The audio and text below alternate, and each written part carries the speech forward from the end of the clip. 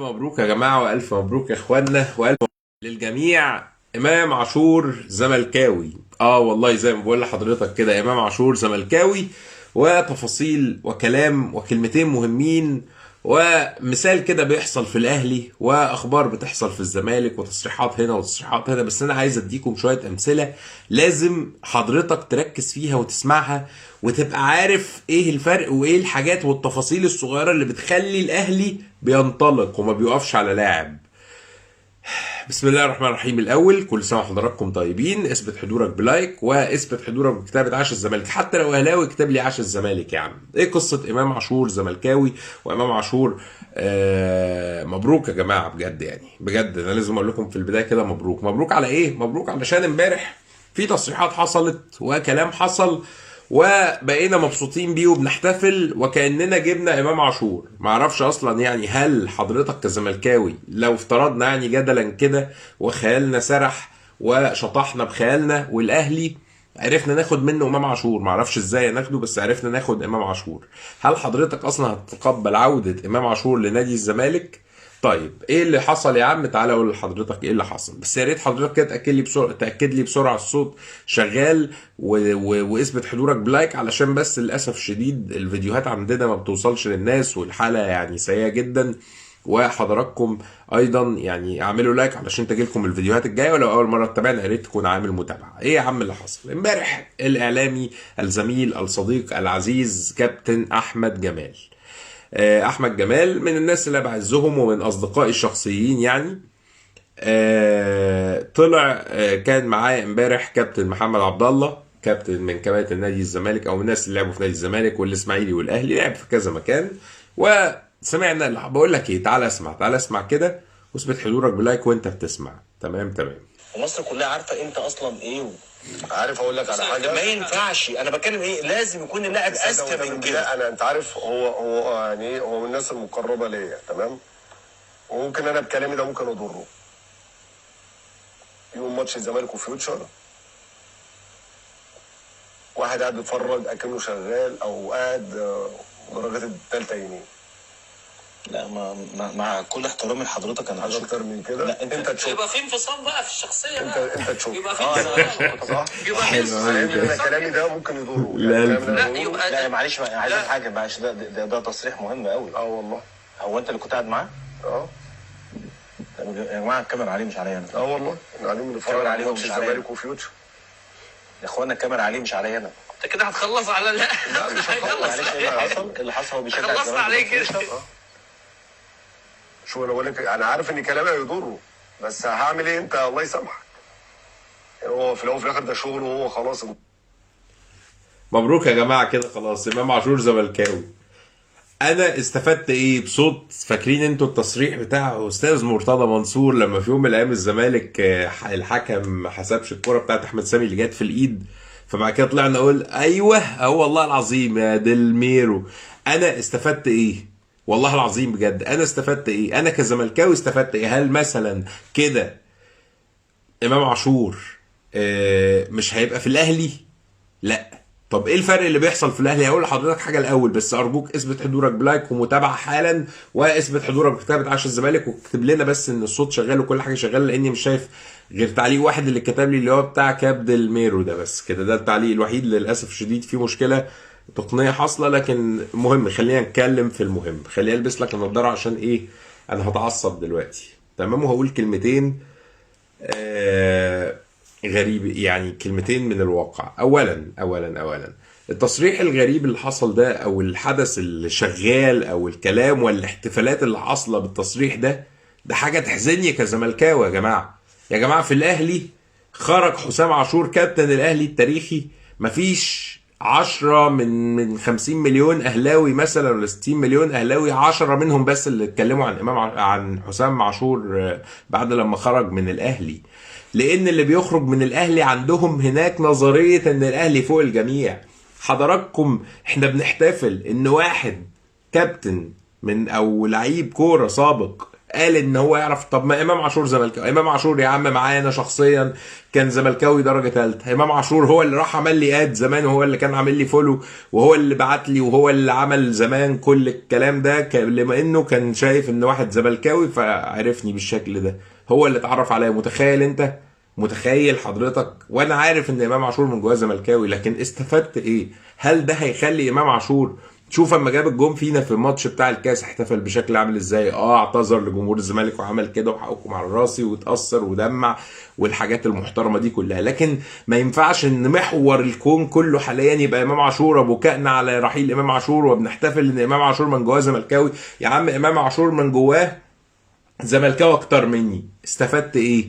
فاد الزمالك بايه ان هو زملكاوي اكتر مني؟ في النهايه هو حاليا لاعب في النادي الاهلي، اهم لاعب وسط في الزمالك انتقل للنادي الاهلي، ساب الزمالك في توقيت حرج جدا. امام عاشور حاليا نجم الشباك في النادي الاهلي، امام عاشور حاليا اكتر لاعب بيكيد نادي الزمالك لانه غير كهربا. على الاقل كهربا امام عاشور الزمالك كسب فيه 3 مليون دولار، لكن كان يقدر يكسب فيه زي مزيزو كده بالظبط. دلوقتي بنحط رجل على رجل ونقول 10 مليون دولار، مش هنمشي زيزو غير ب 10 مليون دولار.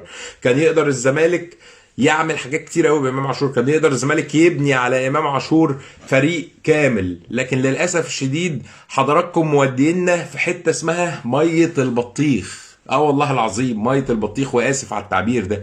النادي الاهلي لما لعيب بيمشي من عنده بيترمي. رمضان صبحي، فين رمضان صبحي؟ كام واحد في جمهور الاهلي ندم على رمضان صبحي، مع ان الاهلي عانى بعد رحيل رمضان صبحي وخسر بعد رحيل رمضان صبحي وفضل فتره كتيره مش عارف يعوض رمضان صبحي. بعد عبد الله السعيد الاهلي عانى في المركز بتاع عبد الله السعيد وفضل سنين مش عارف يسد المركز ده، من 2018 لغايه 2020 سنتين مش عارف يسد المركز ده، ومع ذلك مفيش اهلاوي بكى ولا ندم ولا قعد يتكلم على عبد الله السعيد. فده اللي انا عايز اوصله لجمهور الزمالك. انا مش ضدك، انا منك على فكره زملكاوي، لو بصيت ورايا كده هتلاقي علم الزمالك في ظهري في كل فيديو، لكن انا مشكلتي الكبيره ان حضرتك دخلتنا في حته. انا استفدت ايه من هذا التصريح؟ والتصريح اتقال، ما عنديش اي مشكله انه اتقال، لكن فجاه بقيت في احتفالات ان امام عاشور زملكاوي. يا فرحتي ان امام، طب محمد بركات كان زملكاوي يا جماعه، استفدت ايه برضو؟ الحاجات دي اللعيبه بالنسبه لها الكوره شغل. الكوره بالنسبه لاي حد غير الجمهور اللي بيروح يقعد في المدرج ويشجع شغل. يعني ممكن بكره الصبح تلاقي الشناوي زملكاوي، لو الشناوي هياخد في الزمالك مثلا 100 مليون جنيه في الموسم، يا عم انت لو انت اتعرضت عليك، لو انت واحد مشجع اتعرض عليك 20 مليون جنيه عشان تغير تشجيعك هتغيرهم. 20 مليون جنيه هتغير، وباقل من كده كمان الناس بيروحوا يحضروا ماتشات، واحنا عارفين كده كويس. بس في النهايه امام عاشور زملكاوي واحتفالات وبتاع، كلام خايب وكلام مش هيودي ولا هيجيب، غير ان احنا هنقعد نبكي على الاطلال. امام عاشور راح النادي الاهلي، ربنا يكرمه ويوفقه ويوفقنا ويكرمنا ويشيل ده من ده يرتاح ده عن ده، لكن هنفضل في دوامه البكاء على امام عاشور. اصل امام عاشور زملكاوي، اصل امام عاشور من جواه زملكاوي. هل كده هو مش بيركز؟ ما احنا قعدنا نقول كده قبل القمه، وهو اللي جاب الجون وهو اللي جاب الكاس وداه من الزمالك، كان خلاص الزمالك مسيطر وضاغط، هو اللي راح فتح الماتش الاهلي وجاب الكاس. فيعني انا مش بلوم والله على حد في التصريح، لكن بلوم على الناس اللي اتأثرت قوي بالتصريح وخدت التصريح على صدرها، وان مبروك يا جماعه امام عاشور زملكاوي. اهو انا يا عم كتبت لك يا عم عنوان الفيديو، مبروك امام عاشور زملكاوي. هل امام عاشور رجع الزمالك؟ طب هل امام عاشور لو في فرصه يرجع للزمالك حضرتك هتتقبل انه يرجع الزمالك؟ طب هل امام عاشور لو انت تقبلت والاداره جابت وخلصت من الاهلي والقصه دي كلها حصلت في ميه البطيخ يعني، بس خلينا يا عم نعيش ونفسرح بخيالنا ونقول ان امام عاشور كل ده حصل وجه الزمالك، هل امام عاشور هيعرف يلعب بضغط جمهور الاهلي؟ علامه تعجب كده واسال نفسك، علامه استفهام كده واسال نفسك، مين بيعرف يلعب بضغط من جمهور الاهلي؟ الاجابه عند حضرتك. فربنا يوفقه وربنا يوفقنا، ربنا يكرمه وربنا يكرمنا.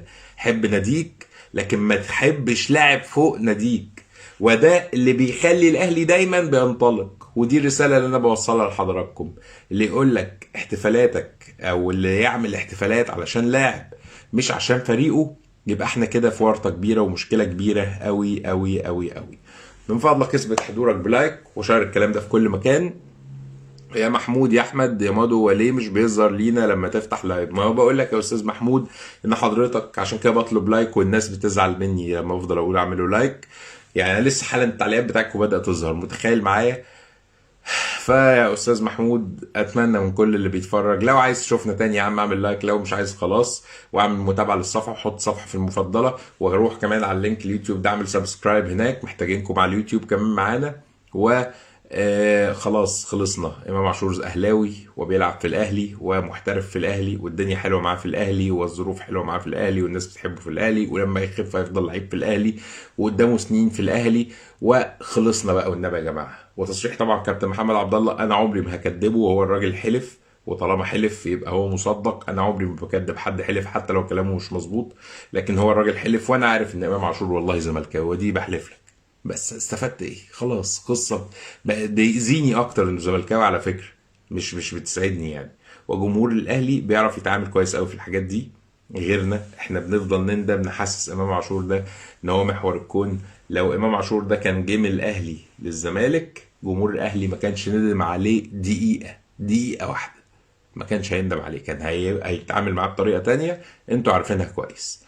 عموما تشرفت بحضراتكم، كنت معكم محمد عبد العال او مادو، دمتم في امان الله ورعايته، والسلام عليكم ورحمه الله وبركاته. الزمالك فوق الجميع وليس اللعيبه وليس اي لاعب، زي ما الاهلي فوق الجميع، وهو ده الطبيعي لاي منظومه عايزه تنجح. دمتم في امان الله ورعايته، السلام عليكم ورحمه الله وبركاته. على فكره في مهم جدا، بكره ان شاء الله الساعه 3 اجتماع الاداره علشان يتحدد موضوع اللعب في السعوديه، والمعلومه اللي عندي ان هم هيوافقوا ما عدا الاستاذ ممدوح عباس اللي مؤثر جدا على الاداره هو اللي رافض. والطلبات في الزمالك بتقول ان الموضوع هيطلبوا 2 مليون دولار، والفار يطبق بكل التقنيات الجديده بتاعته علشان الجدال اللي حصل في الموضوع اللي فات بتاع كاس مصر. طيب معشوق الجوادي مادو يا نجم حبيبي، انت اللي نجم. ننور، شكرا وائل، انت زيكم محترم، شكرا يا استاذ عادل، مادو الزملكاوي الجميل، شكرا يا استاذ بولا، شكرا لكم جميعا، ودمتم في امان الله ورعايته، السلام عليكم ورحمه الله وبركاته. هنجي لكم تاني، خليكم دايما معانا هنا على صفحتكم، صفحه محمد عبد العال او مادو. السلام عليكم.